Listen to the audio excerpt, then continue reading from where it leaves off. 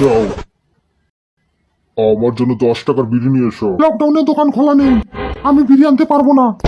পারবে না? ও মা গো, বিড়ি তোমাকে আনতেই হবে, নইলে ঘর ধরে আনাবো। মা একটা বিড়ি দাও না, চেটে চেটে খাবো। দিদু আমাকে একটা বিড়ি দাও না, চেটে চেটে খাবো। বিড়ি খাবে? ওইখানে বিড়ির মতো পড়ে আছে, যা গিয়ে চেটে চেটে খা। কর্তা, আবার হাত ছেড়ে দাও, আবার কিন্তু খুব জোরে পায়খানা পেয়ে গেছে। আমি কিন্তু এখন প্যান্টের মধ্যেই হেঁকে ফেলবো, তোমার গায়েও ঘু লেগে যাবে। কি বললি তুই? তোর এত বড় স্পর্ধা? স্কান্ডাল! আর প্যান্টে পায়খানা করবি?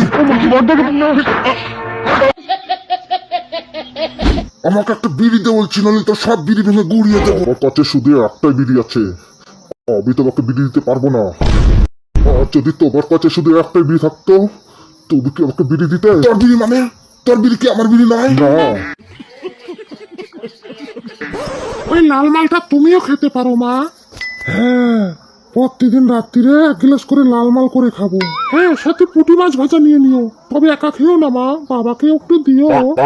আমি তো আবার বাংলা মাল ছাড়া কিছু খাই না, তা এতই যখন খাবার শখ, তখন বাজার থেকে বাংলা মাল এনে দে।